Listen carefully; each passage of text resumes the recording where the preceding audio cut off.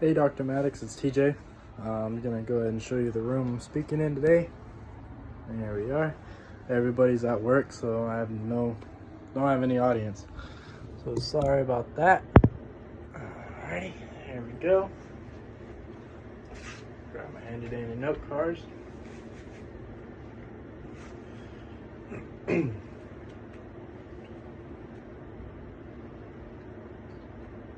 Imagine having symptoms closely related to CTE.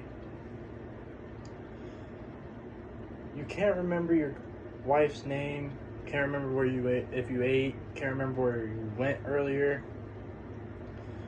According to the Mayo Clinic article, accessed on April 23rd, 2020, CTE symptoms are very closely related to the Alzheimer's disease symptoms.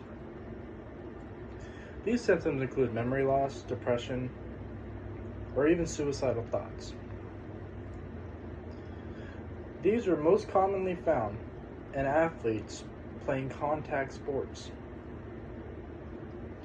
While the numbers of CTE are increasing, there is still no diagnosis.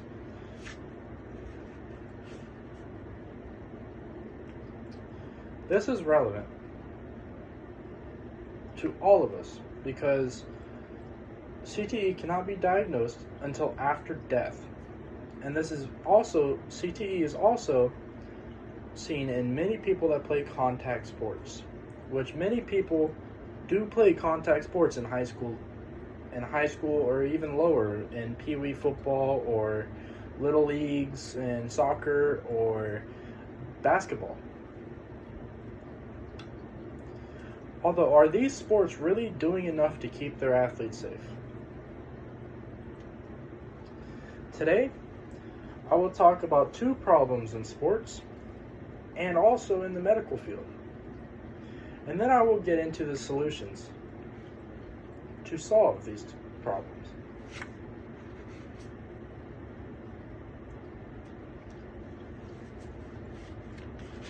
First, there are two major problems. A majority of cases are found in contact sports, or athletes that have played contact sports, I should say.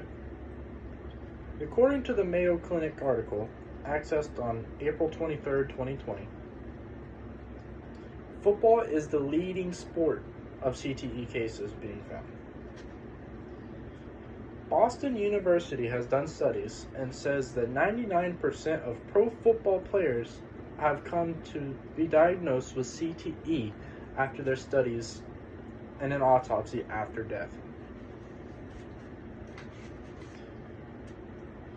According to a neurology assistant professor from the Boston University, which is the leading CTE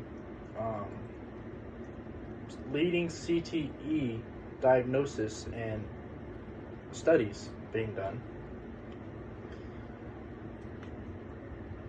the assistant professor from Boston University says, and I quote, "The data suggests that there is a very likely relationship between exposure to football and risk of developing this disease. CTE is 2.6 times as high for football players than it is for non-athletes, and 13% more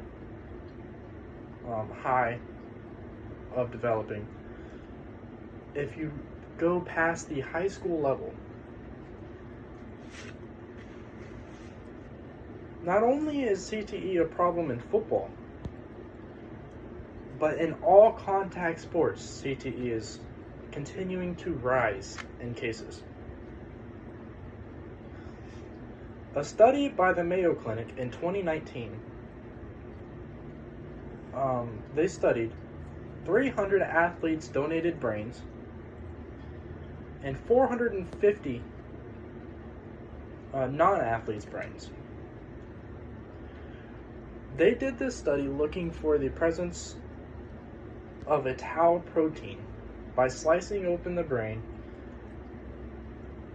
and using chemicals to show the tau protein, the clumps of tau protein underneath a microscope.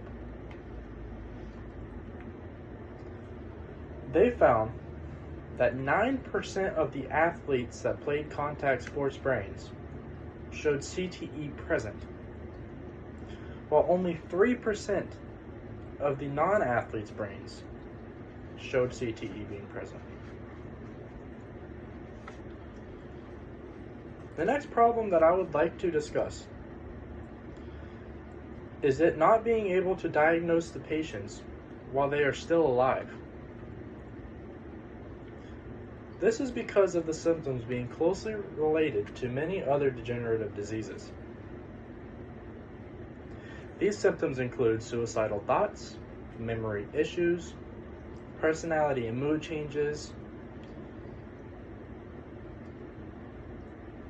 and the symptoms do not occur immediately after the head injury.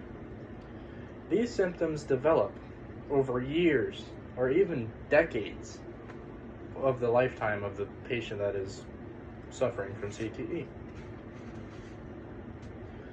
Scientists are still unclear if the symptoms are actually related to CTE. This is because there is no way for the scientists to study while the patients are still alive. The only way to diagnose the patient is after death. So the scientists are not able to study the patients while they're still alive to see if they are actually suffering from these symptoms from CTE or if it really is another degenerative disease. The number one problem that they cannot diagnose these patients is because they cannot see the tau protein unless they slice the brain open and use the chemical and look underneath a microscope. According to the Concussion Foundation, accessed on April 24, 2020, CTE can only be diagnosed through brain tissue analysis. This is when the specialists slice into the brain and use that chemical to make the tau protein visible underneath the microscope. They repeat this process through 3 different parts of the brain. This process can take up to months for the scientists to complete and diagnose the already dead patient. This leads us to how to solve the many problems we see with the CTE. The first solution I would like to discuss is improving the equipment and rules in football. Although some improvements have been made in the helmets and protective gear, there's always room for improvement. CTE is most commonly found due to head trauma. In football, many tackles are made by leading with the head. This can cause many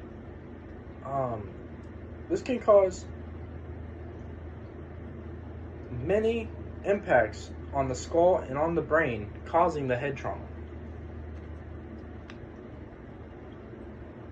With better equipment, it will lessen the chance of the athletes forming CTE due to the head-to-head contacts and the head trauma that they suffer from.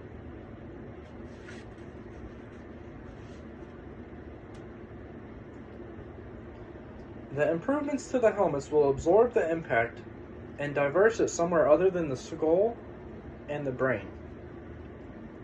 While football has taken precautions already, many sports have not. Soccer and hockey are the second leading sports where athletes show CTE. Improvements need to be made to the hockey helmets so to protect them when they get checked or get in a fight. Soccer needs head equipment for when they're heading the ball or even when they get kicked in the head. The next solution I would like to talk about is how to diagnose somebody when they're still alive. Scientists need to provide a chemical that makes the tau protein visible through MRIs or even CT scans. This will allow the scientists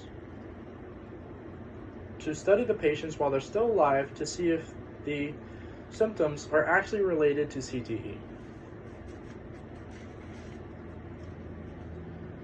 However, doctors are also low on brains to run these studies. People in the community can donate their brains to help the scientists find the problems within CTE.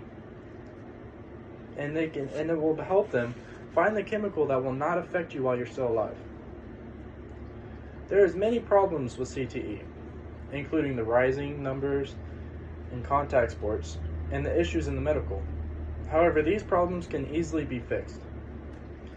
Today, I talked about the problems in medical and in this contact sports, and the solutions, which include how you can help. The number of CTE causes are continuing to rise, and they can't be diagnosed until after death. Just remember, each and every person in the community can help prevent CTE from becoming such a problem by just donating their brains to science.